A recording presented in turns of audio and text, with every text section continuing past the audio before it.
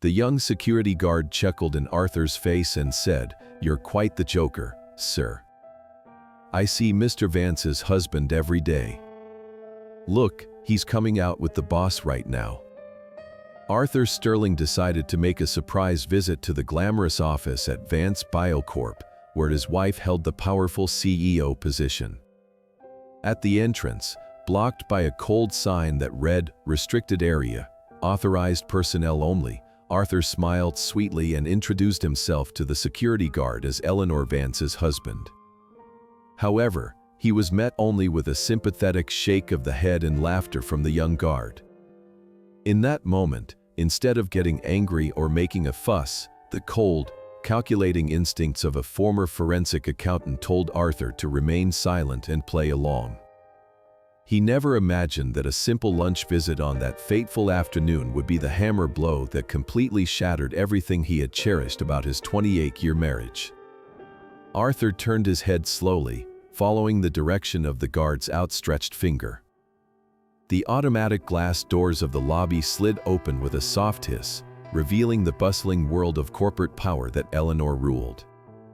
And there she was. Eleanor looked radiant in a tailored cream suit that cost more than Arthur's first car. She was laughing, her head thrown back in a display of genuine joy that Arthur had not seen directed at him in nearly a decade. But it was the man walking beside her who froze the blood in Arthur's veins. It was Julian Thorne. Arthur recognized him immediately. Julian was the 42-year-old chief strategy officer, the man Eleanor constantly praised at the dinner table as a visionary, a young genius, and the future of the company. Arthur had hosted Julian at their home for Christmas parties. He had poured wine for the man. He had listened to Julian boast about his new sports cars and his weekend conquests. But now, the dynamic was unmistakably different. As they stepped out into the crisp autumn air, Julian did not walk beside her with the deferential distance of a subordinate. He walked with the confident swagger of an equal, or perhaps, an owner. As they paused near the waiting black limousine, Julian's hand drifted up.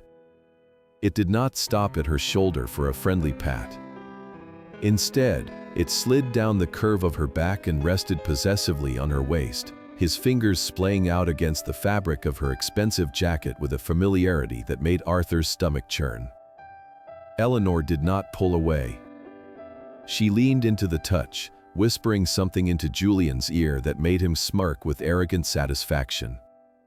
The young security guard was still chuckling, shaking his head at what he assumed was the confusion of a senile old man. He looked at Arthur with pity in his eyes and said that he told him so. He pointed again and said that is Mr. Vance right there, and he is a sharp dresser, unlike some people.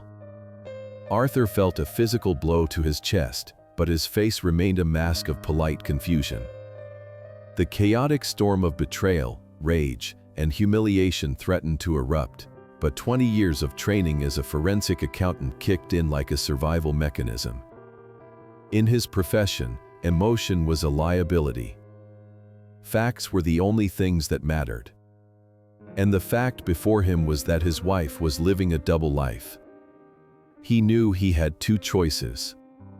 He could storm over there, throw the thermos of clam chowder at Julian's Italian leather shoes, and scream until his throat bled. Or he could survive.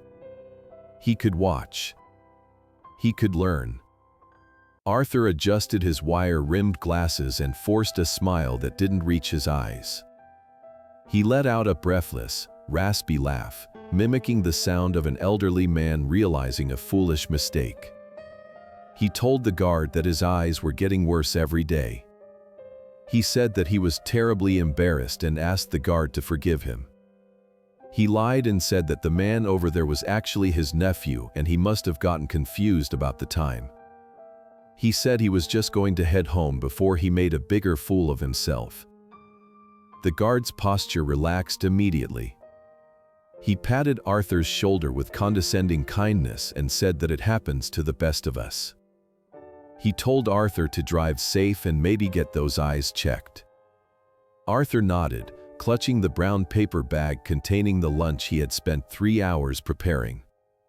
The New England clam chowder, Eleanor's favorite, felt heavy in his hand, like a brick of lead. He turned his back on the scene, forcing his legs to move at a steady, unhurried pace toward the visitor parking lot. Every step away from the building felt like walking through deep water. He reached his silver Volvo, a reliable car that was 10 years old and sensible, much like Arthur himself. He placed the lunch on the passenger seat with trembling hands. The trembling was not from fear. It was a cold, violent vibration of suppressed fury. He sat in the driver's seat and locked the doors, creating a silent sanctuary against the world that had just crumbled around him. Through the rearview mirror, he watched them. The limousine driver held the door open. Julian gestured for Eleanor to enter first, but before she did, he leaned in and kissed her. It was not a quick peck on the cheek. It was a lingering kiss on the lips, right there on the sidewalk, in broad daylight. They had no fear of being caught. Why would they?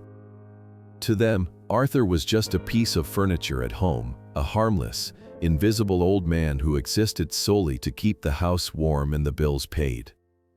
They disappeared into the dark interior of the car. The heavy vehicle pulled away, merging seamlessly into the traffic of downtown Boston. Arthur sat in the silence of his car for a long time. The engine was cold. The air inside was stale. He looked at the paper bag on the seat next to him. He had woken up at 5 in the morning to shuck the fresh clams because Eleanor had mentioned weeks ago that she craved his cooking. He had wanted to surprise her. He had wanted to celebrate the anniversary of her promotion. He gripped the steering wheel until his knuckles turned white. His breathing was shallow and controlled. He did not cry. Tears were for the heartbroken, and Arthur Sterling was not just heartbroken. He was a man who had just discovered a discrepancy in the ledger of his life. A significant, fraudulent discrepancy. He started the engine. The low hum of the Volvo filled the small space. He was not going to confront them today. He was not going to make a scene. He was going to go home. He was going to pour the soup down the drain. And then, he was going to wait. Because Arthur knew something that Eleanor and Julian had forgotten. You can cook the books for a long time, but eventually, every auditor finds the truth. And Arthur was the best auditor they had never feared. He put the car in reverse and backed out of the parking space, his eyes dry and his mind sharpening into a weapon. The loving husband had arrived at the building with a warm lunch. The man who drove away was a forensic investigator beginning his final, most important case. The silence inside the sprawling suburban villa was heavy and suffocating as Arthur stepped through the front door. He placed his keys in a crystal bowl on the entryway table, a habit ingrained over decades of domestic routine. The house was immaculate, a testament to his daily labor, yet as he stood there in the foyer, the grand staircase and the polished hardwood floors felt alien, like a stage set for a play that had already ended. He carried the thermos of New England clam chowder into the kitchen. The lingering aroma of fresh herbs and simmering cream, which had smelled so inviting at 5 in the morning, now turned his stomach. He walked to the farmhouse sink and unscrewed the lid. Steam rose up, carrying the scent of the ocean and his wasted affection. Without a moment of hesitation, Arthur tipped the container. The thick, creamy soup poured into the drain, the chunks of tender clams and potatoes vanishing into the darkness of the plumbing. He flipped the switch for the garbage disposal. The machine roared to life with a harsh, grinding mechanical scream that shattered the quiet of the house, chewing up the meal he had spent hours perfecting. As the noise subsided, Arthur gripped the edge of the granite counter, his knuckles white. He stared at the empty sink. It was a perfect metaphor for the last 3 years of his life. He closed his eyes and let the memories wash over him. He remembered the day he retired early from his position as a forensic accounting professor and consultant. It was supposed to be a sacrifice for the family. Eleanor had just been appointed CEO of Vance Biocorp, and she had complained about the stress, the long hours, and the need for a stable home environment. Arthur had stepped back so she could step forward. He had traded his lectures and investigations for gardening, cooking, and managing their household. He had become the silent foundation upon which she built her empire. And how had she repaid him? With subtle digs that eventually became open insults. He recalled the dinner party just 2 months ago. Eleanor had laughed after a second glass of wine and told their guests that Arthur was quaint. She had said he was too comfortable, too settled, and that he lacked the fire of ambition. She had looked at him across the table with eyes that held not love, but a dull, pitying contempt. She had called him safe.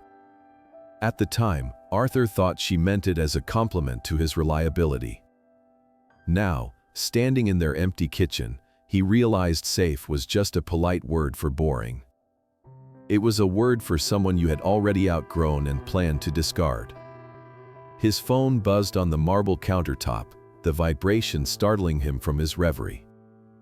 The screen lit up with a notification. It was a text message from Eleanor. Arthur picked up the device, his thumb hovering over the screen. He swiped to open the message. "My darling, the board meeting is running long and looks like it will go all day. It is absolute chaos here.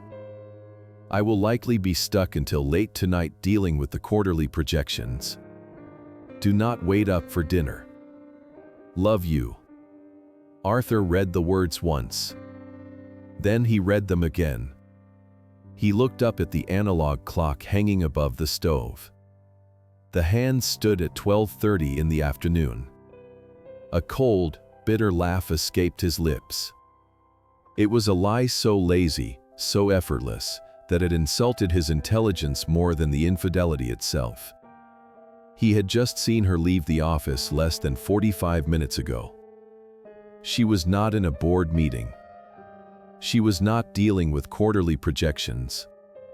She was likely already at a hotel or a private restaurant, laughing with Julian Thorne, perhaps mocking the husband she thought was safely tucked away at home waiting for her instructions. The text message was the final piece of evidence he needed to confirm the narrative. This was not a moment of weakness or a one-time mistake. This was a calculated campaign of deception. She had typed those words while sitting next to her lover, creating a fictional reality for Arthur to live in while she enjoyed her real life elsewhere. He placed the phone back on the counter, face down. The forensic accountant in him took over completely now, pushing aside the heartbroken husband. In his professional life, Arthur had learned that small lies always covered bigger truths. If she was lying about lunch, she was lying about everything. The late nights, the weekend conferences, the sudden business trips to Europe. Arthur walked to the window and looked out at the manicured lawn he maintained with such care. The leaves were turning brown and falling to the grass, signaling the end of the season. It was fitting. The summer of his ignorance was over. He turned back to the empty kitchen, his eyes scanning the room not as a resident, but as an investigator surveying a crime scene. He needed to find the paper trail. He needed to find the money. And he knew exactly where to start. The grandfather clock in the hallway chimed 9 times, the deep, resonant sound echoing through the silent house like a judicial gavel. Arthur sat in his leather armchair in the living room, a hardcover book resting open on his lap. He had not turned a page in over an hour. His eyes were fixed on the front door, his breathing steady and controlled, waiting for the performance to begin.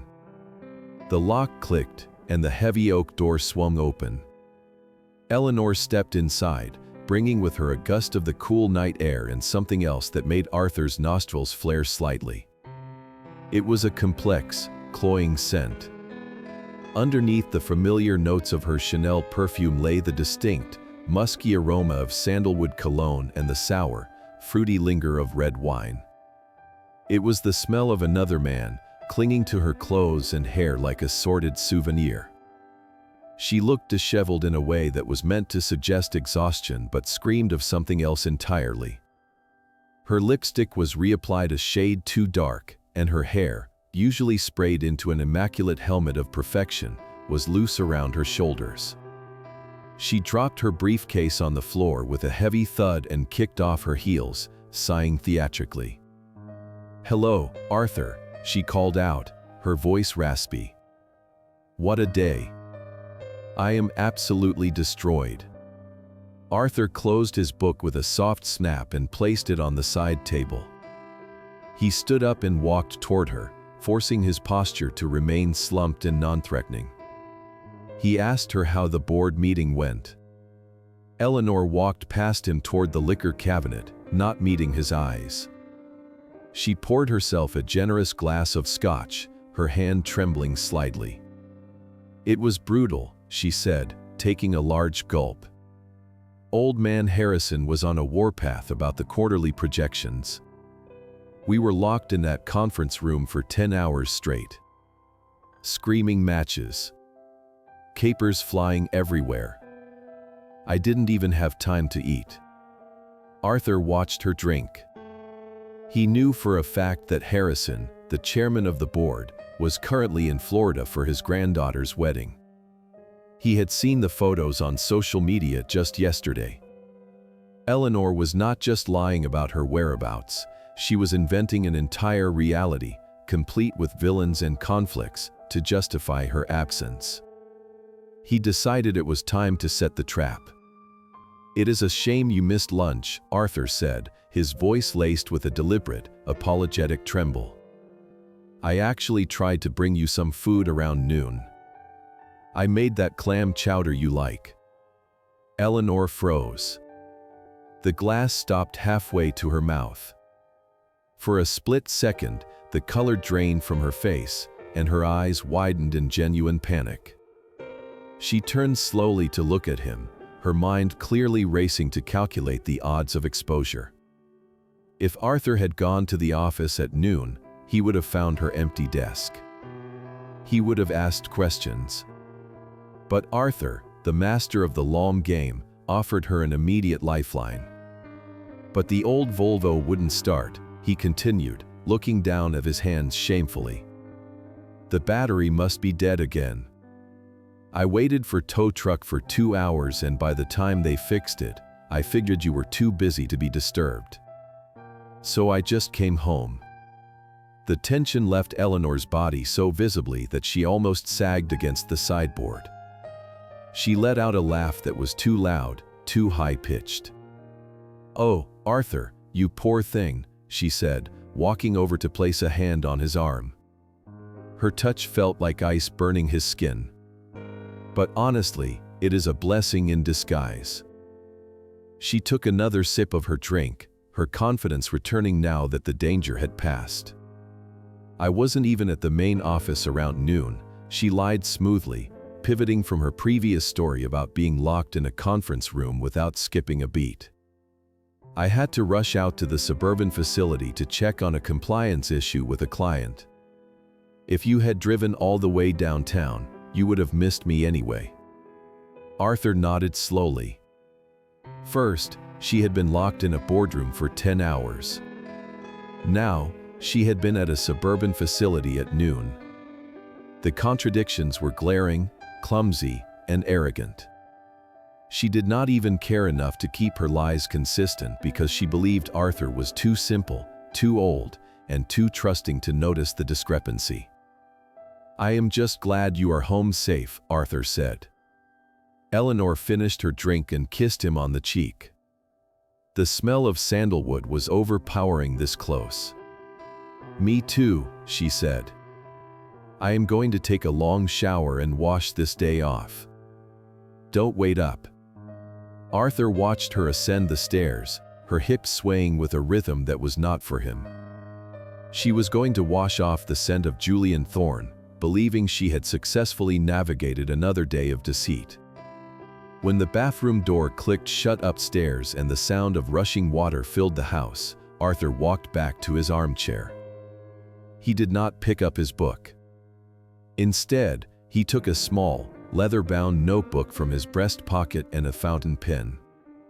He wrote down the date. He wrote down the time she arrived. He wrote down her claim about the board meeting with Harrison. He wrote down her contradictory claim about the suburban facility. And then, he wrote down the name of the cologne he had smelled, sandalwood and musk, likely a designer brand, expensive and lingering. He capped the pen with a satisfying click. The emotional husband who had grieved over a pot of soup was gone. In his place sat the forensic accountant, cold and clinical. The audit had officially begun, and Arthur Sterling was going to balance the books, no matter the cost. The morning sun filtered through the heavy velvet curtains of the home office, casting long, dust-filled beams across the mahogany desk that Eleanor had claimed as her command center. The house was silent again. Eleanor had left an hour ago, rushing out the door with a flurry of excuses about a crisis management meeting, her heels clicking a sharp, impatient rhythm on the hardwood floor that sounded less like a departure and more like an escape. Arthur waited until the sound of her Porsche faded down the driveway before he entered the room. He carried a mug of black coffee, not for comfort, but for focus. To Eleanor, this room was the sanctuary of a CEO, a place where she made decisions that moved markets. To Arthur, it was now a crime scene. He sat in her leather executive chair, which was adjusted too high for him, and looked at the dual monitors. Eleanor often joked to their friends that Arthur was a Luddite who struggled to program the microwave. It was a convenient narrative that allowed her to be careless. She assumed that because he preferred handwritten ledgers and hardcover books, he was incapable of navigating the digital labyrinth of modern finance. She had forgotten that before he retired, Arthur Sterling had specialized in tracing digital money laundering schemes for the federal government. He woke the computer. It prompted for a password. Arthur typed in the date of her first promotion combined with the name of her childhood pet. It was the same password she had used for 15 years. Access granted. Arthur did not waste time looking through emails or photos yet. He went straight to the numbers. He opened the browser and navigated to their joint bank accounts and the family trust dashboard. His eyes, usually soft and tired behind his spectacles, sharpened into the predatory gaze of a hawk spotting movement in the grass. He began with the checking account. At first glance, everything appeared normal. Mortgage payments, utility bills, the country club membership fees. But Arthur was not looking for the obvious. He was looking for the bleed. He exported the last 24 months of transaction data into a spreadsheet and began to run pivot tables, his fingers flying across the keyboard with a speed that would have terrified his wife. The pattern emerged within 10 minutes. It was subtle, designed to look like background noise. Cash withdrawals. $300 on a Tuesday. $400 on a Friday. Never enough to trigger a bank alert or a suspicious activity report, which typically flagged transactions over $10,000. But when Arthur summed the column, the total made his breath hitch. Over the last 18 months, Eleanor had withdrawn nearly $45,000 in cash. Where was it going? You could not trace cash, but you could trace the lifestyle it supported. Then he found the second anomaly. It was in the credit card statements for their joint Platinum American Express. Amidst the charges for business dinners and travel, there was a recurring monthly payment of $2,500 to a vendor labeled simply as JT Consulting Services.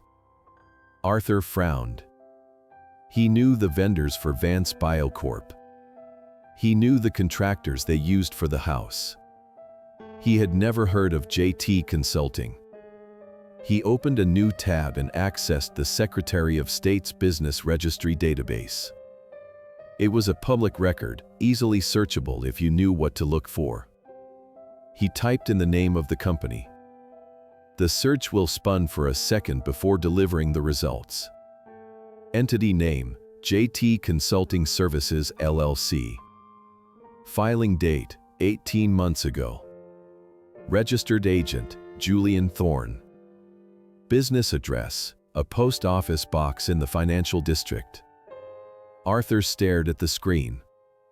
The name glared back at him. Julian Thorne. The Chief Strategy Officer. The man who had put his hand on Eleanor's waist. The man whose cologne was currently lingering on Arthur's wife's blazer in the laundry hamper. This was not just an affair. This was embezzlement. Eleanor was using marital assets, money that belonged to both of them, to pay her lover a monthly stipend under the guise of a consulting fee. She was effectively putting Julian on a payroll funded by Arthur's retirement savings and their joint income. Arthur leaned back in the chair, the leather creaking under his weight. A cold, hard knot formed in his chest.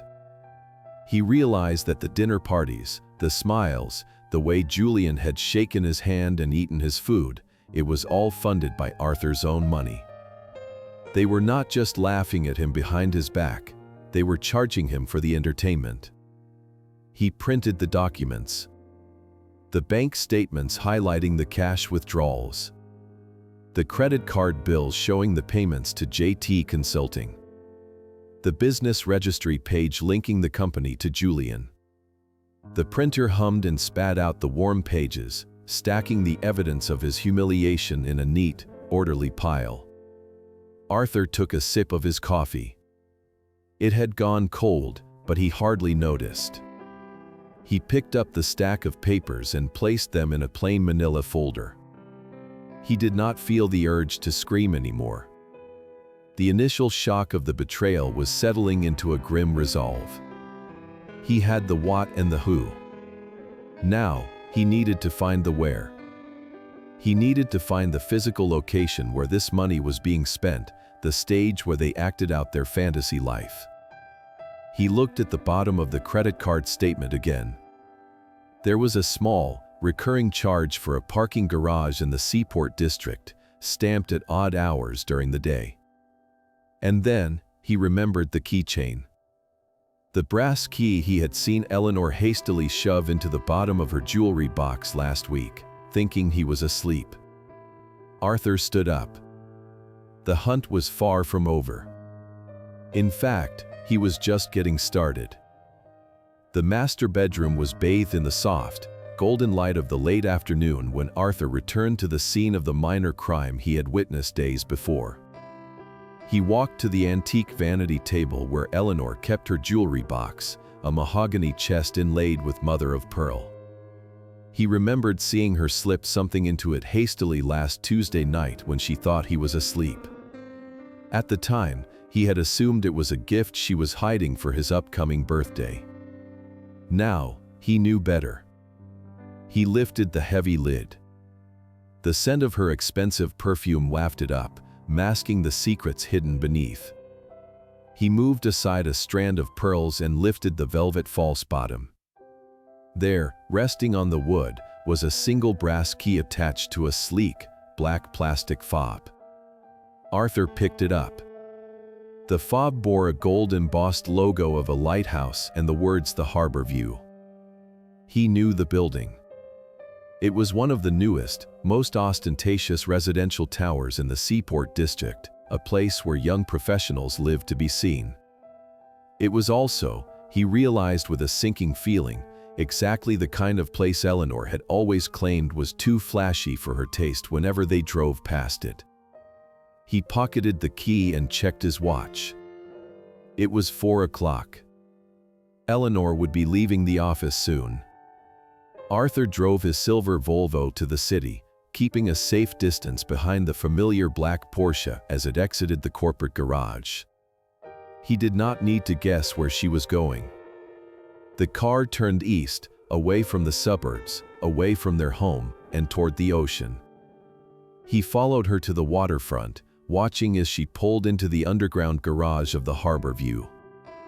He parked on the street, pulled up the collar of his coat against the biting Atlantic wind, and waited. 20 minutes later, the glass doors of the lobby opened. Eleanor walked out, but she had changed. The severe business suit was gone, replaced by a cocktail dress he had never seen before. Beside her was Julian Thorne. They looked like a power couple from a magazine advertisement, laughing and holding hands as they walked toward a high-end seafood restaurant down the block. Arthur gave them 5 minutes to clear the area. Then, he approached the building. He waited for a tenant to exit, catching the heavy glass door before it swung shut, slipping into the lobby like a shadow. He walked to the directory. His finger traced the list of names until it stopped at Unit 14B. It was listed under JT Consulting. The elevator ride to the 14th floor felt like an ascent to the gallows. When the doors opened, the hallway was silent and smelled of antiseptic and money. Arthur walked to the end of the hall. He took the brass key from his pocket. His hand did not shake. He was beyond fear now. He was in the cold, clinical state of data collection. The key slid into the lock with a smooth, well-oiled click. The door swung open. Arthur stepped inside and closed the door softly behind him. The apartment was breathtaking. Floor-to-ceiling windows offered a panoramic view of the harbor, the city lights twinkling in the distance. The furniture was modern, white leather and chrome, starkly different from the warm, traditional antiques of their home. But it was the personal touches that stopped Arthur's heart. On the mantel above the electric fireplace stood a framed photograph. It showed Eleanor and Julian standing in front of the Eiffel Tower. They were beaming, holding champagne flutes. Arthur remembered that week. Eleanor had told him she was at a biotechnology conference in Chicago. She had even complained about the deep dish pizza on the phone. He walked further into the room, his footsteps silent on the plush gray carpet. On the coffee table lay a stack of mail addressed to Mr. and Mrs. Julian Thorne. It was a sick joke, a role-play fantasy that they were living out in brick and mortar. He went to the bedroom. The closet door was open. Inside, hanging neatly beside Julian's designer suits, were rows of Eleanor's dresses. Not just a few items for an overnight stay, but a full wardrobe. He saw cashmere sweaters, silk blouses, and evening gowns.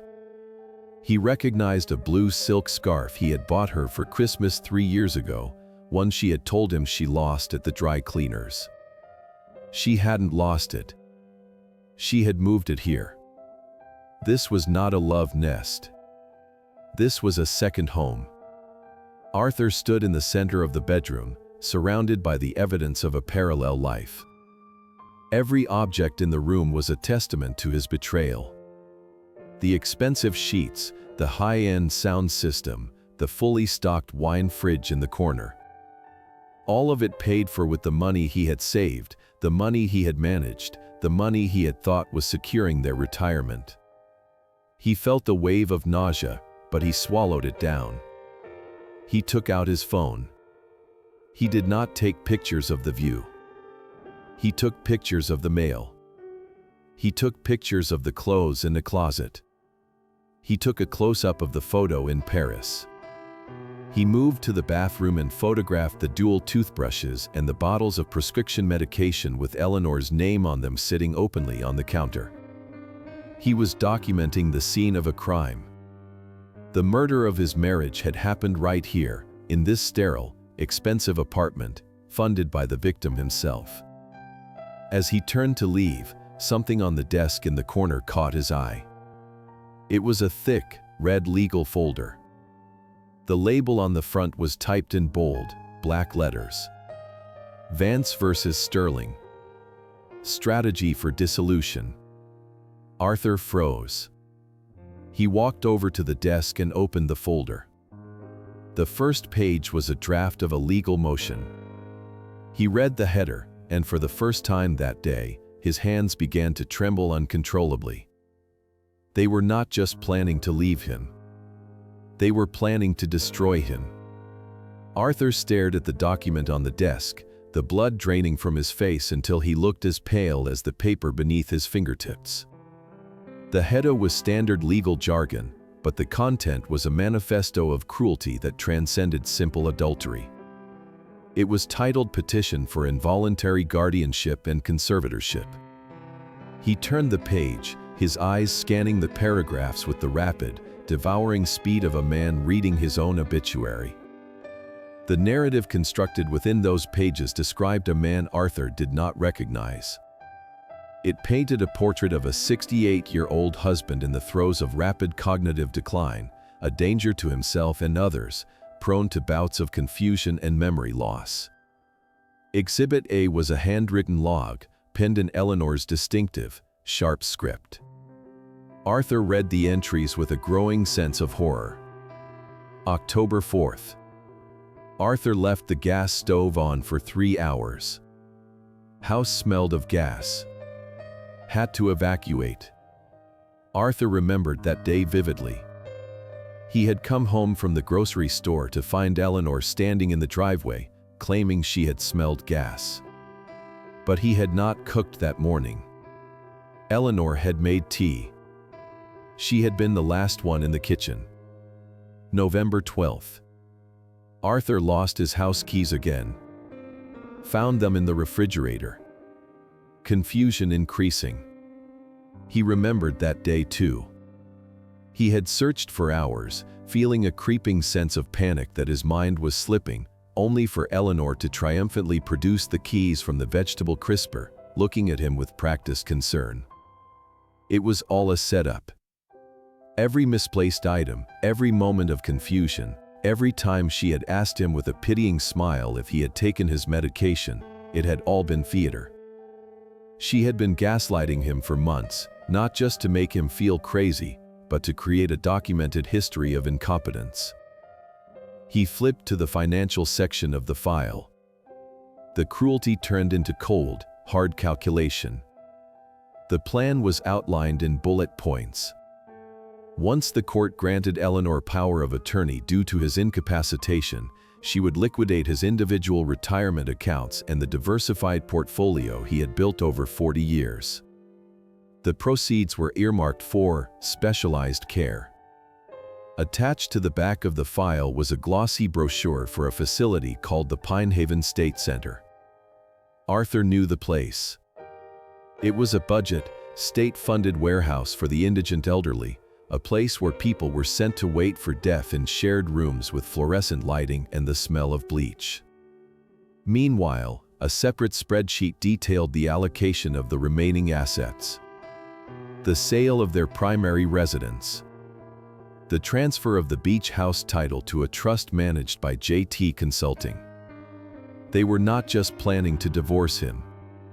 A divorce would require splitting the assets 50-50. A divorce would leave him with his dignity and his half of the fortune. No, this was a hostile takeover. They intended to declare him mentally unfit, lock him away in a nightmare facility, and spend his life savings on their penthouse view and champagne lifestyle. Arthur felt a physical chill that had nothing to do with the air conditioning. The trembling in his hands stopped abruptly. The grief that had been weighing on his chest since the lobby visit evaporated, replaced by a clarity so sharp it felt like a blade. He was not a husband anymore. He was a target. And Eleanor Vance was not his wife. She was a hostile actor attempting to defraud him of his life and liberty. He reached into his pocket and pulled out his smartphone. He did not rush. He did not panic. He placed each document flat on the desk, smoothing out the creases, and framed the shot perfectly. Click. The log of fake incidents. Click. The draft petition for guardianship. Click. The email correspondence with a corrupt doctor discussing how to phrase the medical evaluation to ensure a judge's approval. Click. The brochure for the state nursing home. He photographed every page, front and back. He captured the dates, the signatures, and the handwritten notes in the margins where Julian had scribbled jokes about putting the old dog to sleep. When he was finished, Arthur carefully res-tacked the papers. He aligned the edges with the precision of a forensic auditor closing a file. He placed the folder back exactly where he had found it, ensuring the angle on the desk matched the dust outline. He looked around the room one last time. It was a beautiful apartment, paid for with stolen money, housing a conspiracy of breathtaking malice. But as Arthur turned to the door, he felt a strange sense of calm. They thought he was a senile old man losing his grip on reality.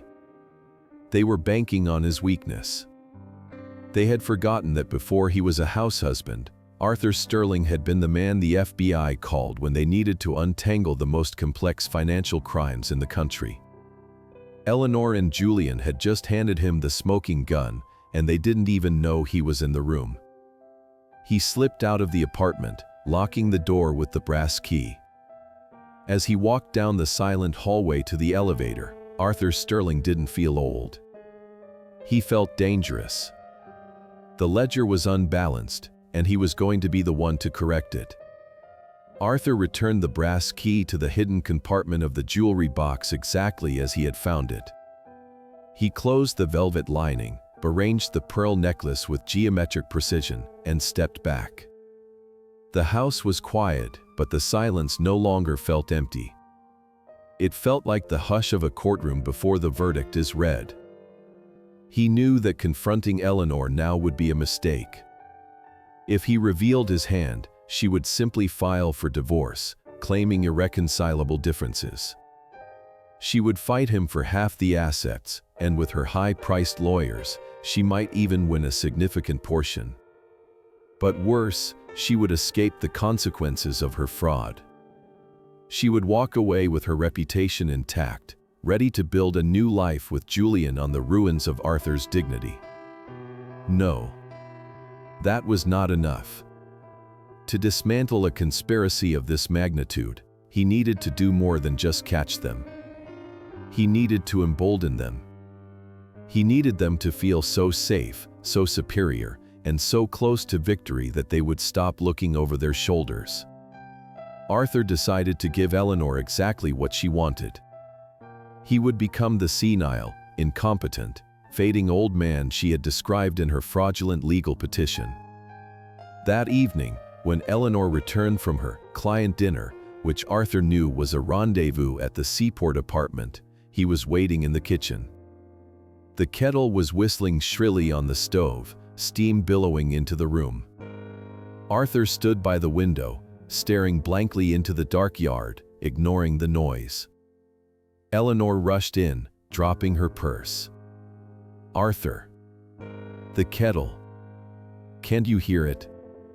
She turned off the stove and looked at him with a mixture of annoyance and calculated concern. Arthur blinked slowly, turning to her as if waking from a dream. "Oh," he said, his voice trembling with a feigned confusion that tasted like ash in his mouth. "Is that ours? I thought it was the neighbors. I was trying to remember if I fed the dog." They did not own a dog.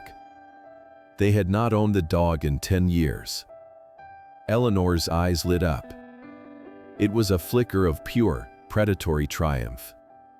She walked over to him, placing a hand on his arm, her voice dropping to a condescending coo. "We don't have a dog, Arthur. Buster died a decade ago. Don't you remember?" Arthur looked down at his shoes. "Right. Of course. Buster. My mind is just a bit foggy today." "Go sit down, honey," Eleanor said, guiding him to the living room like a child. "I will handle everything. You just rest." As he walked away, he saw her pull out her phone. She was texting Julian. Arthur could practically hear the message. Asterisk, "It is happening faster than we thought. He is losing it completely, asterisk." Over the next week, Arthur committed himself to the performance of a lifetime. He hid his reading glasses in the freezer and let Eleanor find them. He wore unmatched socks. He asked her the same question 3 times in 10 minutes. Every time he acted confused, he saw Eleanor's confidence grow. She stopped whispering when she took phone calls in the hallway. She left her laptop open on the kitchen island more frequently. She believed the narrative she had invented was becoming reality. She believed Arthur was no longer a threat, but a liability to be managed. And because she thought his mind was gone, she assumed his ability to comprehend financial data had vanished with it. It was on Thursday morning that her arrogance finally yielded the mistake Arthur had been waiting for. Eleanor was rushing to get ready for work. She was running late for a meeting with the investors. In her haste, she printed a document from her home office but grabbed only the top sheet from the tray before sprinting out the door. Arthur waited until the sound of her car faded. He walked into the office and picked up the second page that had been left behind in the printer tray. It was not a guardianship form. It was a bank transfer confirmation. But it was not from their joint account. It was from a corporate account belonging to Vance Biocorp. The transfer was for $50,000, routed to a shell company in the Cayman Islands. The authorization signature at the bottom was Eleanor's, but the counter-signature required for such a large amount was missing. Arthur stared at the paper. This was no longer just marital fraud. This was corporate embezzlement. Eleanor was getting sloppy.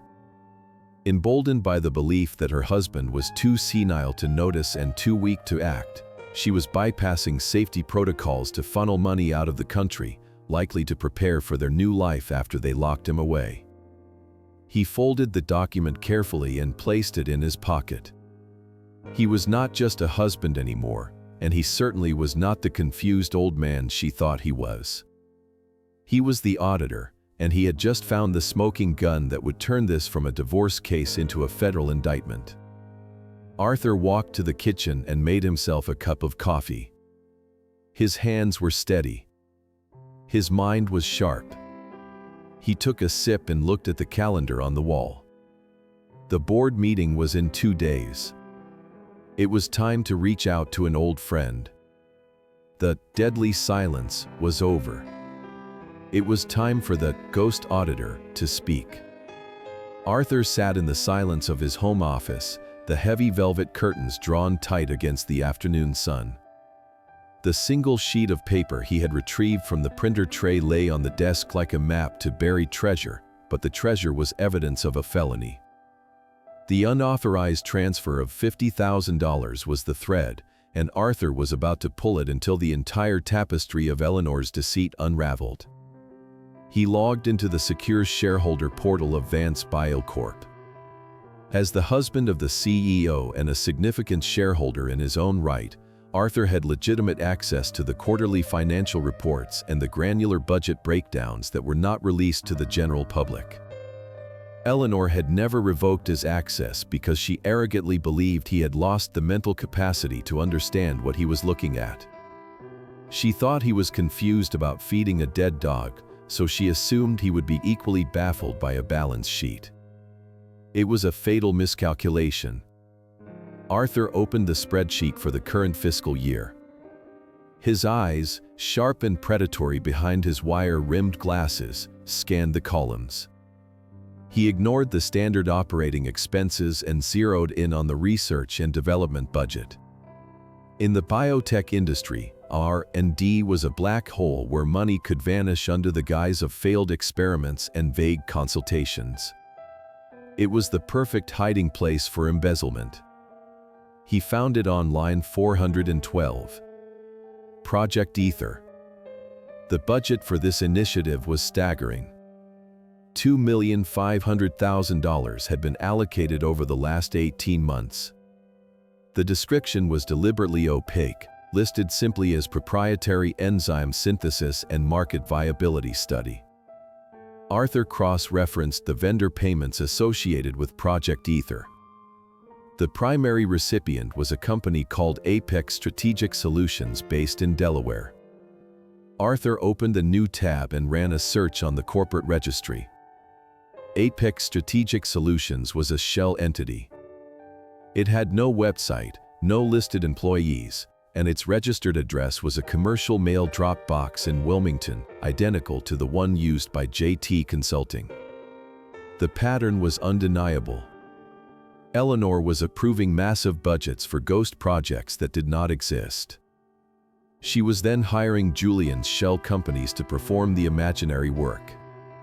Julian would invoice Vance Biocorp for millions of dollars in consulting fees and research costs. Eleanor would approve the payments without board oversight, and the money would flow directly from the company coffers into their private offshore accounts. They were not just stealing from Arthur. They were looting the corporation. They were stripping the assets of Vance Biocorp to fund their golden parachute, preparing to leave the company hollowed out just as they planned to leave Arthur destitute in a state nursing home. Arthur felt a cold fury settle in his gut. This was a breach of fiduciary duty of the highest order. It was fraud. It was conspiracy. It was a federal crime. He printed every ledger, every invoice, and every corporate filing that linked Project Ether to Julian Thorne. The stack of paper grew thicker, a heavy brick of justice that Arthur built sheet by sheet. He compiled a 200-page dossier that detailed exactly how the CEO and the chief strategy officer were cannibalizing their own company. When the printer finally fell silent, Arthur picked up his phone. He dialed the number he had not called in years, but one he knew by heart. "Robert?" Arthur said, his voice steady and clear, devoid of the trembling confusion he had feigned for his wife all week. There was a pause on the other end, followed by the warm, booming voice of Robert Sterling, no relation, but a brother in spirit from their law school days. Robert was now a senior partner at one of the most vicious litigation firms in Boston. "Arthur, it has been too long," Robert said. "How is retirement treating you?" "It is over," Arthur replied, cutting through the pleasantries. "I need your help, Robert. I need you to prepare a filing for a contested divorce." Robert was silent for a moment. "I am sorry to hear that, Artie. Is there someone else?" "There is," Arthur said, looking at the stack of documents on his desk. "But that is the least of it. I also need you to prepare a whistleblower complaint for the Securities and Exchange Commission and a formal presentation for the Board of Directors of Vance Biocorp." Robert let out a low whistle. "What are we talking about here?" Arthur leaned back in his chair, his eyes fixed on the photograph of Eleanor that still sat on his desk, smiling a lie at him. "We are talking about forensic proof of embezzlement, corporate fraud, and a conspiracy to defraud a spouse via a fabricated medical diagnosis. I have the bank records. I have the shell company filings. I have the unauthorized transfers." Robert's voice shifted instantly from friend to attorney. "Don't say another word over the phone. Can you meet me at my office in an hour? Bring everything." "I will be there," Arthur said. "And Robert?" "Yes. Prepare the scorched earth protocols. I am not just leaving her. I am auditing her." Arthur hung up the phone. He placed the dossier into his leather briefcase, the one he used to carry to lecture halls when he taught students how to catch thieves. He stood up and buttoned his cardigan, catching his reflection in the window. The old man who forgot his keys was gone. The ghost auditor had arrived, and he was about to deliver his final report. The dining room table was set with the fine bone china that had belonged to Arthur's grandmother, a delicate pattern of gold and ivory that felt fragile under the weight of the evening's tension. Eleanor had insisted on hosting the dinner. She claimed it was a necessary strategy session to discuss the upcoming expansion of Vance Biocorp, and that Julian Thorne's presence was mandatory. To Arthur, the intent was far more personal. She was bringing her lover into their sanctuary, seating him at Arthur's table, and forcing her husband to serve them like a hired butler. Julian arrived at 7 o'clock sharp, wearing a suit that cost more than Arthur's first year of tuition had. He carried a bottle of wine, a vintage Cabernet Sauvignon that Arthur recognized immediately from his own cellar. Julian had likely taken it from the collection during one of his secret afternoon visits. "Good evening, Arthur," Julian said, stepping into the foyer with a grin that showed too many teeth. He handed the bottle to Arthur without making eye contact, treating him like the help. "Eleanor tells me you have been having a rough week. Foggy days, right?" Arthur took the bottle, feeling the cold glass against his palm. He forced a confused, polite smile, his eyes blinking rapidly behind his spectacles. "Oh, yes," Arthur stammered, leaning into the role of the faltering old man. "It comes and goes, you know. Sometimes I forget where I put the keys. Sometimes I forget whole days." Julian chuckled and clapped Arthur on the shoulder with patronizing force. "Well, don't worry, old-timer. We are here to take the load off." The dinner was a masterclass in humiliation. Arthur moved back and forth from the kitchen, bringing out the roast duck and the wild rice, while Eleanor and Julian sat close together at one end of the table. They spoke in rapid-fire corporate jargon, discussing Project Ether and resource allocation with a brazenness that made Arthur's blood run cold. They assumed that the terms meant nothing to him, that the words were just white noise to his decaying mind. "We need to accelerate the transfer to the Delaware entity," Julian said, cutting a piece of duck with precise, violent strokes. "The board is getting curious about the R&D spend. If we don't move the assets by the end of the quarter, we might have a compliance issue." Eleanor took a sip of wine, her eyes locked on Julian's lips. "I will authorize the second tranche on Monday," she said. "I can bury it under the acquisition costs for the new lab equipment. No one looks at the line items for infrastructure." Arthur stood by the sideboard, holding a water pitcher. He was invisible to them. He was a piece of furniture, a ghost haunting his own life. They were discussing the embezzlement of millions of dollars right in front of the man who had taught forensic auditing for 30 years. He walked over to refill Julian's glass. His hand was steady, but he allowed the pitcher to tilt just a fraction too much, threatening to spill. "Whoa there, Arthur." Julian snapped, pulling his glass away. "Careful. That is an expensive suit." Arthur apologized profusely, grabbing a napkin and dabbing at a non-existent spill. "I am so sorry, Julian. My hands, they aren't what they used to be." Eleanor sighed, a sound of profound exhaustion. "See what I mean? It is getting worse every day. I don't think he can be left alone much longer." Julian looked at Arthur with a sneer disguised as pity. "It is a tragedy, really. To see a mind go like that." Arthur stopped wiping the table. He straightened up slowly. For a brief moment, he let the mask slip. The confusion vanished from his eyes, replaced by the cold, hard stare of the auditor who had once brought down a cartel's money laundering operation. He looked directly at Julian, piercing through the younger man's arrogance. "You know, Julian, Arthur said, his voice dropping an octave, losing its tremor. Ledgers are a lot like life. You can cook the books for a while, hide the losses in the margins, and pretend the profit is real. But eventually, the audit always comes. And a single wrong figure can cost you your entire career. The room went silent. The air grew thick and heavy.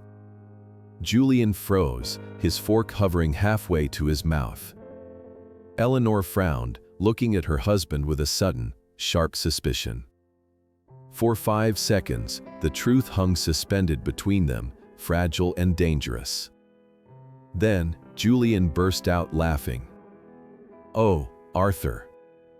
You and your old accountant stories," Julian guffawed, shaking his head. "You sound like a fortune cookie from the 1980s.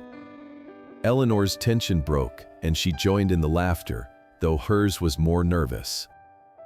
"You are rambling again, honey," she said, waving her hand dismissively. "Go get the dessert. We have a lot of work to do." Arthur held Julian's gaze for 1 second longer, watching the man laugh at his own destruction. They were so drunk on their own power, so blinded by their contempt for him, that they had missed the warning. They thought he was speaking in metaphors. They did not realize he was reading them their rights. "I will get the tart," Arthur said softly, resuming his shuffle toward the kitchen. As the kitchen door swung shut behind him, he heard Julian whisper to Eleanor. "He is completely gone, Elle. We need to file that petition next week. He is creepy." Arthur leaned against the counter, listening to their mockery. He picked up his phone and checked the time. It was 9 o'clock. The chairman of the board, Mr. Harrison, would be returning from his granddaughter's wedding tomorrow morning. Arthur looked at the untouched dessert on the counter. He would not be serving it. The dinner was over. The evidence was gathered. The warning had been delivered and ignored. Now, it was time to close the account. He walked to his study, bypassed the pile of household bills, and pulled out the dossier he had prepared for the Securities and Exchange Commission. The time for acting was done. The time for execution had arrived. The morning of the departure arrived with a deceptive calm, the kind of stillness that often precedes a hurricane. Eleanor moved through the house with a vibrant energy that Arthur had not seen in years. She was packing for what she described as a critical leadership summit in Hawaii, a week-long conference dedicated to the future of biotechnology in the Pacific Rim.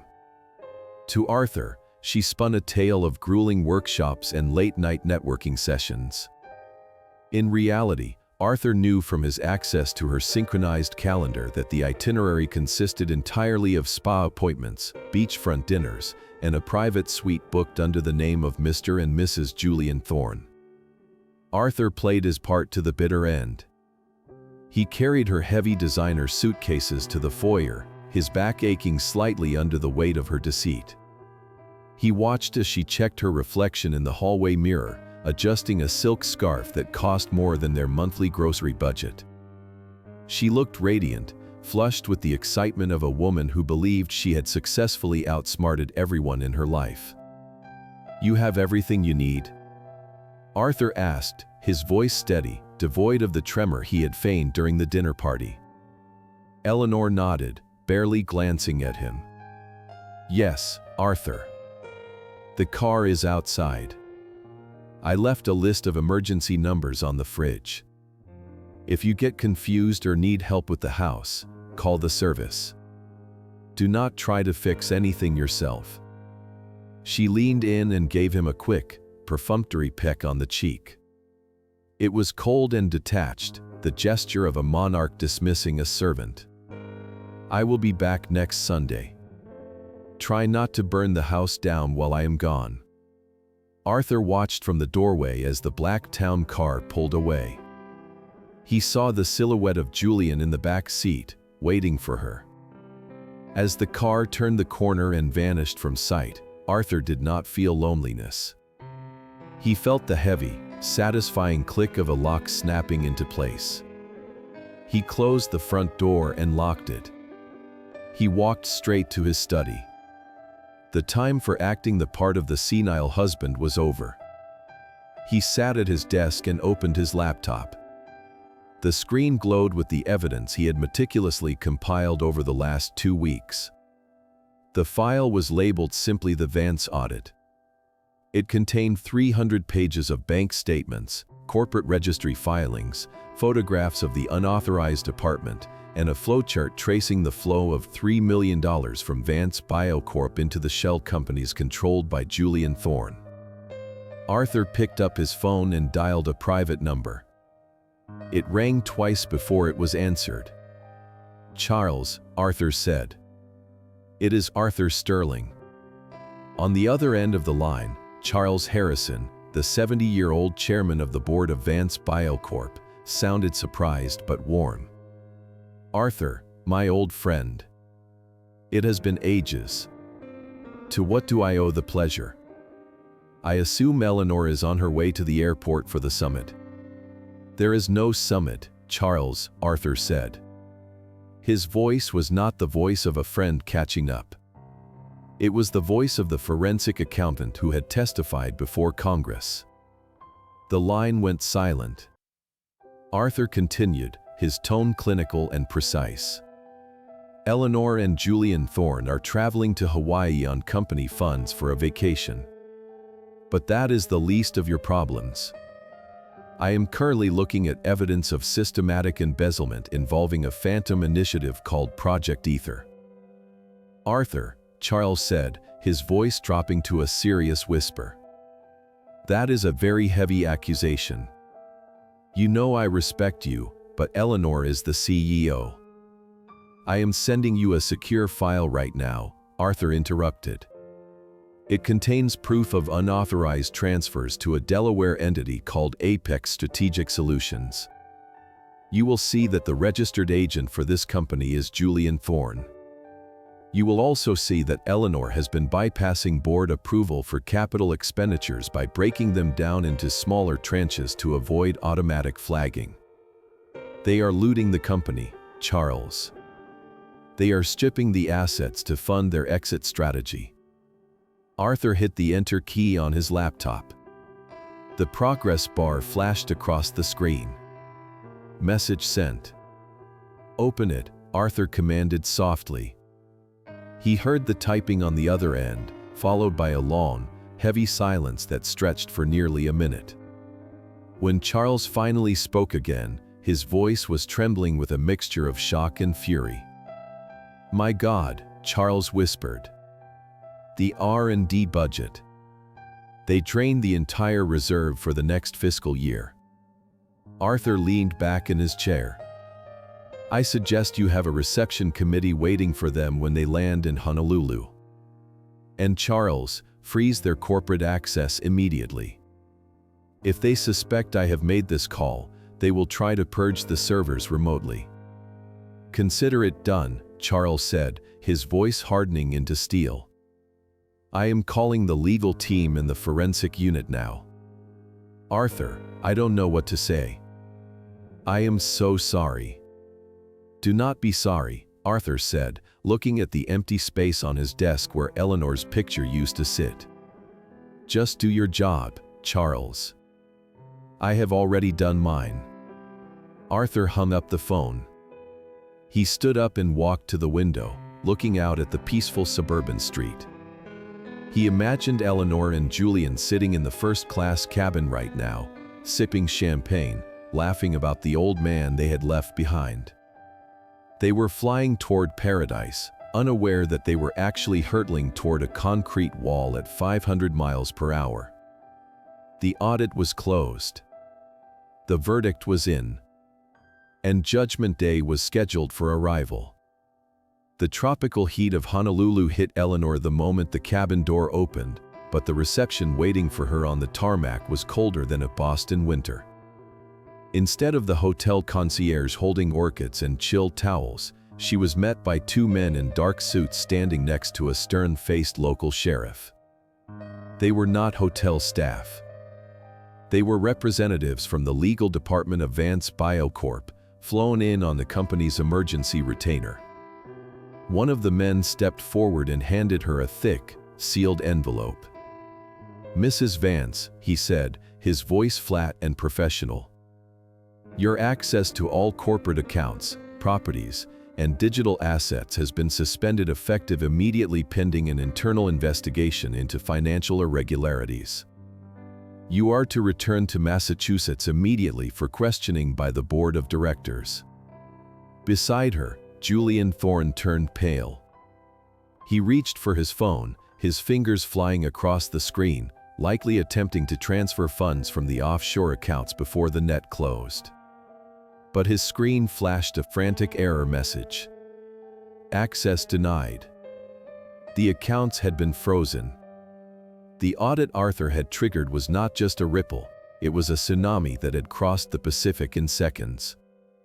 The flight back to Boston was a 12-hour funeral procession. Eleanor spent the entire time pacing the narrow aisle of the commercial flight she was forced to book with her personal emergency credit card, frantically trying to construct a narrative that could save her. She would blame Julian. She would claim she was manipulated. She would say she was distracted by her husband's declining health and made errors in judgment. She convinced herself that Arthur was still the confused, senile old man she left behind, and that she could still manipulate him into taking the fall. When the taxi finally screeched to a halt in front of the suburban villa 24 hours later, Eleanor did not look like a CEO. She looked like a cornered animal. She burst through the front door, her hair disheveled, her eyes wild with panic. Her first instinct was not to check on her husband, but to sprint toward her home office to destroy the physical evidence of the fake medical logs and the embezzlement schemes before the authorities arrived. But she stopped dead in the hallway. The house was silent, but it was not empty. Sitting in the center of the living room, in his favorite leather armchair, was Arthur. He was not wearing his pajamas or the mismatched clothes she had mocked a week ago. He was dressed in a sharp, charcoal suit that she had not seen him wear in years. He was shaven, his glasses were polished, and he held a crystal tumbler of scotch in one steady hand. On the coffee table in front of him sat two large suitcases, packed and zipped shut. Next to them lay the red legal folder titled Petition for Involuntary Guardianship. Eleanor froze. The air in the room felt heavy, charged with a terrifying clarity. She looked at Arthur, waiting for the confused blink, the trembling hands, the senile stammer she had grown so accustomed to exploiting. "Arthur," she breathed, her voice shaking. "What are you doing? Why are the bags packed? Where is the dog?" She tried the lie one last time, a desperate attempt to force him back into the role of the confused invalid. Arthur took a slow sip of his drink. He placed the glass down on a coaster with a deliberate, soft click. He looked at her, and for the first time in months, Eleanor saw the man she had married 30 years ago. The professor. The expert witness. The man who could spot a liar by the twitch of an eyelid. "There is no dog, Eleanor," Arthur said. His voice was calm, resonant, and utterly devoid of confusion. And there never was. Eleanor took a step back, her hand flying to her mouth. You are lucid." "I have always been lucid," Arthur replied. He reached forward and picked up the red folder. He flipped it open to the page where she had logged his gas stove incident. "You spent 6 months trying to construct a narrative that I was losing my mind. You gaslighted me. You moved my keys. You left the stove on yourself. You wrote these lies to convince a judge to lock me away in a state facility so you could spend my retirement on a penthouse with Julian." Eleanor's face crumpled. The realization hit her with the force of a physical blow. He knew. He had known the whole time. The clumsiness, the forgetfulness, the confusion, it had all been an act. A mirror reflecting her own arrogance back at her. "Arthur, please," she stammered, tears streaming down her face, tears of fear, not remorse. We were just worried about you. I was trying to protect our assets." Arthur stood up. He picked up a second stack of papers from the table, the bank transfer records, the shell company filings, and the emails between her and Julian joking about putting the old dog to sleep. He tossed them onto the table next to the red folder. The papers fanned out, a damning mosaic of her crimes. "Protecting assets?" Arthur asked, his voice hardening into steel. "Is that what you call laundering $3 million through a shell company in Delaware? Is that what you call Project Ether?" Eleanor gasped. She looked at the documents, her eyes widening in horror. How did you get these?" "I am a forensic accountant, Eleanor," Arthur said, walking slowly toward her. "You forgot who I was. You thought because I cooked your dinner and cleaned your house that I had lost my ability to read a ledger. You thought I was weak because I was kind." He stopped inches from her. She smelled of stale airplane air and desperation. "You wanted to prove I was mentally incompetent," Arthur said, his voice dropping to a whisper that echoed in the silent house. "You wanted to prove I was crazy. Well, Eleanor, I just proved to the board of directors, the Securities and Exchange Commission, and the FBI that you are a felon." Eleanor fell to her knees, sobbing uncontrollably. "Arthur, no. You can't do this. We have been married for 28 years. I am your wife." Arthur looked down at her. There was no pity in his eyes, only the cold, detached satisfaction of an auditor closing a fraudulent account. "You were my wife," Arthur corrected her. "Now, you are just a liability I have written off." He pointed to the door. "The suitcases are packed. The locks will be changed in an hour." "And Eleanor?" She looked up at him, her mascara running down her cheeks. "Don't forget your key to the apartment in the seaport," Arthur said. "You are going to need a place to stay until the indictment comes down." The heavy oak door of the suburban villa clicked shut, the deadbolt sliding home with a finality that echoed like a gunshot in the quiet street. Eleanor stood on the front porch, surrounded by her luggage, shivering in the cool evening air. The house she had called home for 20 years, the sanctuary she had treated with such contempt, was now a fortress barred against her. She pounded on the wood one last time, screaming Arthur's name, begging for him to open the door, but the only answer was the extinguishing of the porch light, plunging her into darkness. Defeated, Eleanor dragged her suitcases to the curb and summoned a taxi. The ride to the Seaport district was a blur of neon lights and panic. When she finally entered the luxury apartment on the 14th floor, the space that had once felt like a thrilling escape now felt like a mausoleum. The floor-to-ceiling windows looked out onto a cold, indifferent city. She poured herself a glass of wine from the stocked fridge, her hands shaking so violently that red liquid sloshed onto the pristine white carpet.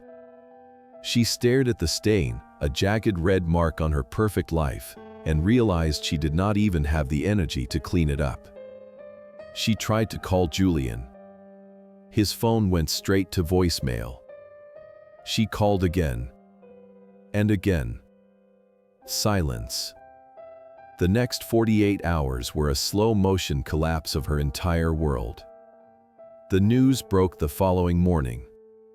The headlines were brutal. CEO of Vance Biocorp suspended amidst federal embezzlement probe. Her phone blew up with notifications, not from friends offering support, but from reporters demanding comments and board members threatening lawsuits. 2 days later, Eleanor sat in the sterile conference room of a high-priced criminal defense firm. She looked 10 years older than she had just a week ago. Her designer suit was wrinkled, her makeup was non-existent, and her eyes were rimmed with red. Across the table sat her lawyer, a grim-faced man named Marcus, who looked at her not with sympathy, but with the weary resignation of a mechanic inspecting a totaled car. And sitting opposite them, calm and composed in his charcoal suit, was Arthur Sterling. Beside him was his old friend and attorney, Robert. "We are prepared to offer a plea bargain," Marcus began, his voice tight. "Mrs. Vance is willing to admit to administrative errors in exchange for leniency regarding the prison sentence. She maintains that she was manipulated by a subordinate." Arthur leaned forward, resting his elbows on the polished mahogany table. He did not look at Marcus. He looked directly at Eleanor. "Manipulated?" Arthur asked softly. "Is that the story you are going with, Eleanor? That Julian Thorne, the man you hired, the man you promoted, the man you slept with in my bed, somehow forced you to sign fraudulent wire transfers?" Eleanor looked up, her eyes pleading. "Arthur, please. You know Julian. He is charming. He is persuasive. He twisted everything. I was vulnerable. He used me." Arthur let out a dry, humorless chuckle. He reached into his briefcase and pulled out a small digital recorder. He placed it in the center of the table. "It is funny you should say that," Arthur said. "Because the FBI picked up Julian yesterday morning at a private airfield in New Jersey. He was trying to charter a flight to a country with no extradition treaty. He didn't make it." Eleanor stopped breathing. "And do you know what the first thing he did was when they put him in the interrogation room?" Arthur continued, his finger hovering over the play button. "He didn't ask for a lawyer. He asked for a deal." Arthur pressed the button. The recording was grainy, but the voice was unmistakably Julian's. It was high-pitched, frantic, and stripped of all its usual arrogant swagger. It was Eleanor. Julian's voice shrieked from the speaker, filling the silent conference room. "I swear to God, it was all her idea. She is the CEO. She controls the accounts. I was just a consultant. She told me how to set up the shell companies. She told me if I didn't do it, she would fire me and ruin my career in the industry. She is the mastermind. I was just following orders. Please, I can give you the emails. I can give you the ledgers. Just don't put me in general population asterisk." Arthur stopped the recording. The silence that followed was absolute. Eleanor stared at the device as if it were a venomous snake. The color drained from her face, leaving her a sickly shade of gray. The man she had destroyed her marriage for, the man she had believed was her soulmate, the man she had planned to run away with, had thrown her to the wolves without a second of hesitation to save his own skin. He is lying," Eleanor whispered, but the words lacked any conviction. "He is cooperating," Arthur corrected her. "He handed over the encryption keys to the offshore accounts this morning. He gave them the timeline of the conspiracy to have me declared mentally incompetent. He told them everything, Eleanor. He traded you for a reduced sentence." Arthur stood up, smoothing the front of his jacket. He looked down at the woman who had been his wife for 28 years. She was stripped of her power, her lover, her reputation, and her dignity. "You called me boring, Eleanor," Arthur said, his voice devoid of anger, leaving only a cold, hard truth. "You said I was too safe. But while you were chasing excitement with a parasite who sold you out the moment things got difficult, I was the one keeping you safe. I was the one who would have never betrayed you." He turned to Robert. "I am done here. Proceed with the filing." I want the house, the pension, and 50% of the remaining liquid assets before the government seizes the rest for restitution." Arthur walked to the door. He paused with his hand on the handle, looking back one last time. "Goodbye, Eleanor. I hope the excitement was worth it." He walked out, leaving her alone in the room with nothing but the echo of her lover's betrayal and the ruin of her own making. The divorce proceedings were swift, brutal, and entirely one-sided. In the sterile, wood-paneled courtroom of the Suffolk County Family Court, the dissolution of a 28-year marriage was reduced to a stack of exhibits and a final judgment. There was no drama, no shouting matches, and no last-minute revelations. Arthur Sterling had ensured that the war was won before the first battle even began. Eleanor sat at the defendant's table, looking like a ghost of the woman she had been a month ago. The stress of the pending federal indictment and the public humiliation of her termination had taken a physical toll. Her hair was pulled back in a severe, messy bun, her skin was sallow, and she wore a plain gray suit that hung loosely on her frame. She did not look at Arthur. She stared at the table, picking at a loose thread on her sleeve, a portrait of absolute defeat. Arthur sat beside Robert, his posture upright and relaxed. He listened as the judge, the Honorable Margaret Calloway, read through the summary of the case. Judge Calloway was known for her no-nonsense approach to family law, and as she flicked through the evidence Arthur had provided, specifically the petition for involuntary guardianship, her expression grew darker with every page. She lowered her reading glasses and looked directly at Eleanor. "Mrs. Vance," the judge said, her voice cutting through the silence of the courtroom. "In my 20 years on the bench, I have seen many contentious divorces. I have seen infidelity, I have seen financial ruin, and I have seen emotional cruelty. But I have rarely seen a spouse attempt to systematically fabricate a medical diagnosis to institutionalize their partner for financial gain." Eleanor flinched as if she had been struck. She opened her mouth to speak, perhaps to offer one of the rehearsed apologies her criminal defense lawyer had drafted, but no sound came out. "The evidence presented by Mr. Sterling is irrefutable," Judge Calloway continued, tapping the red folder. "You not only dissipated marital assets to fund an adulterous relationship and a criminal enterprise, but you also conspired to strip Mr. Sterling of his fundamental liberty. This court finds your conduct to be egregious and malicious." Arthur watched Eleanor's shoulders slump.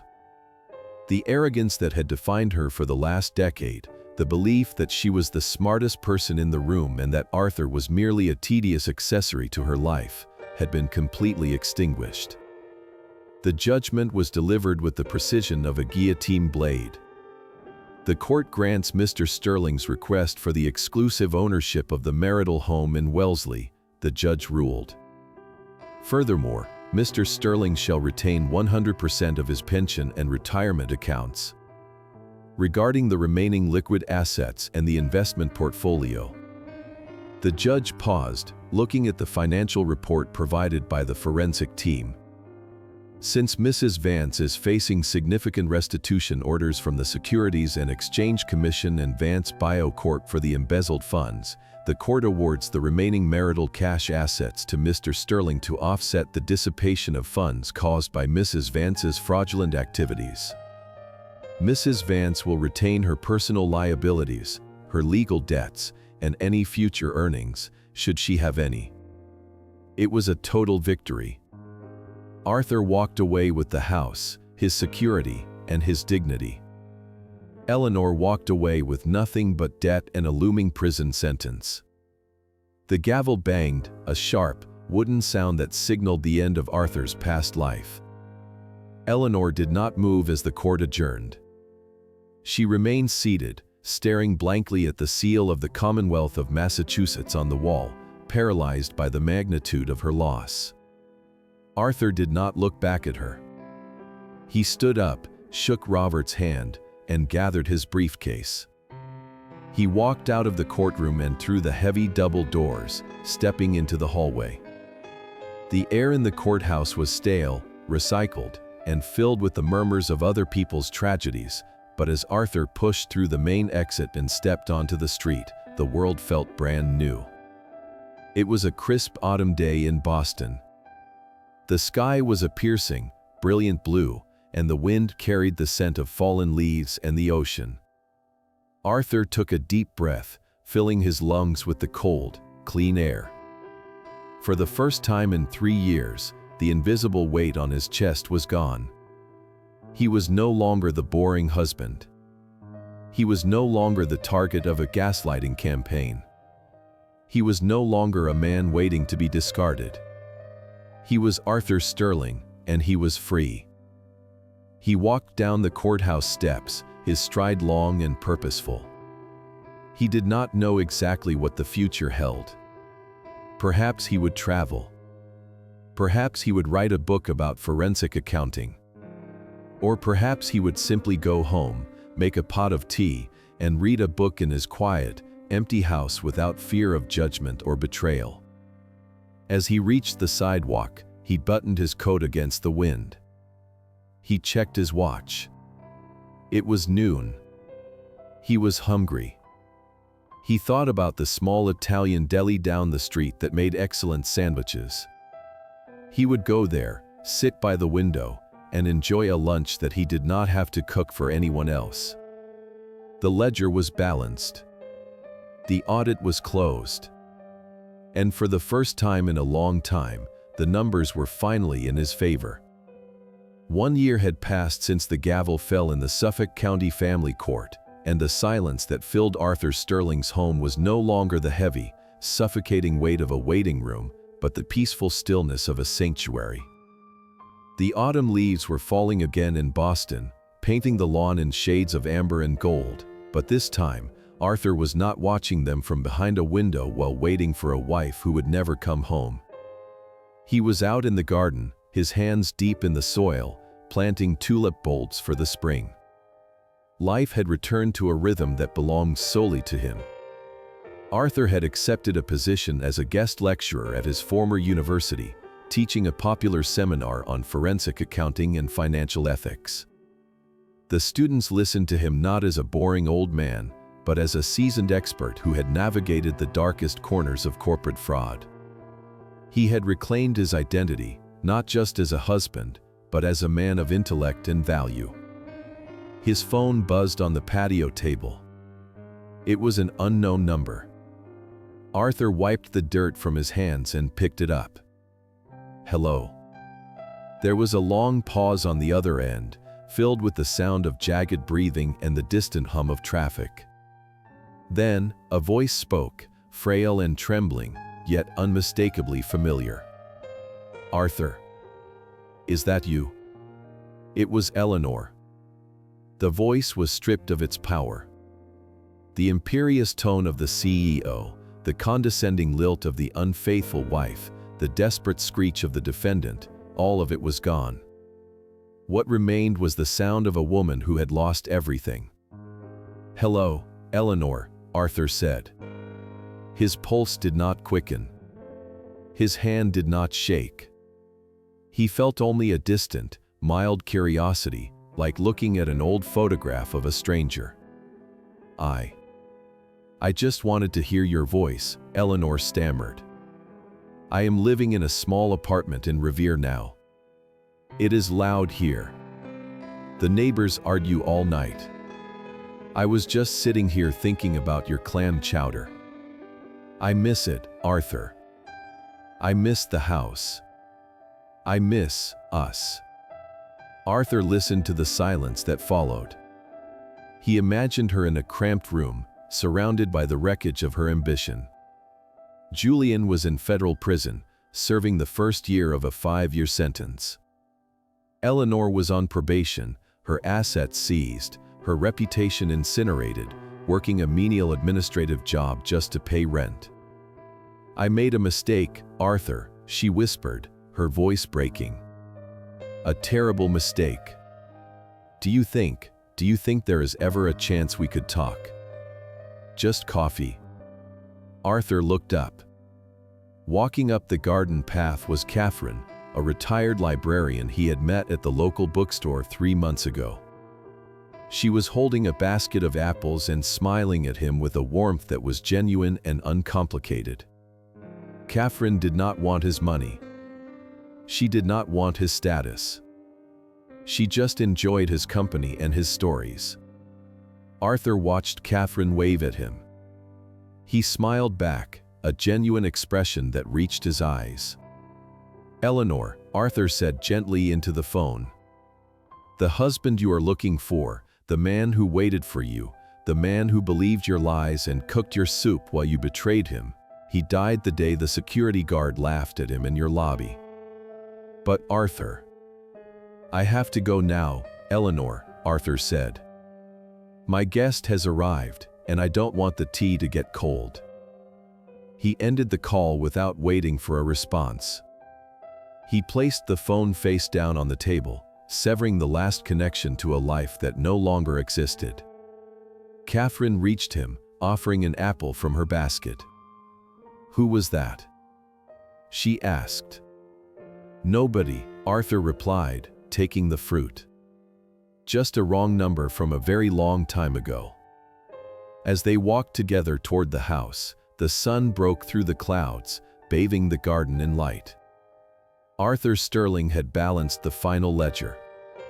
The debt was paid, the account was closed, and he was finally, truly in the black. This story of Arthur Sterling serves as a powerful reminder of self-worth and the courage to stand up for oneself. It teaches us that kindness and patience should never be mistaken for weakness. Arthur spent years sacrificing his own happiness to support a partner who did not value him, only to realize that the most important relationship he needed to nurture was the one with himself. It reminds us that no matter how old we are or how long we have been in a situation, it is never too late to demand respect and to walk away from those who betray our trust. True love is not about tolerance or endurance. It is about mutual respect, honesty, and cherishing the person standing beside you. Sometimes, the most painful endings are actually disguised as new beginnings, clearing the path for the peace and genuine connection we truly deserve. We hope this story touched your heart and gave you a moment of reflection.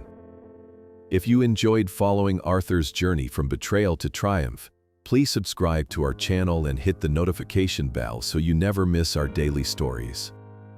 Please like this video and share it with your friends and family, as your support helps us continue to create content that inspires and entertains. We would love to hear your thoughts in the comments section below. Have you ever experienced a situation where you had to stand up for your dignity against someone you loved? Do you think Arthur made the right decision in the end? How does this story relate to your own experiences or the reality of relationships in the modern world? Please share your feelings and opinions with us. We read every comment and cherish the connection with our community.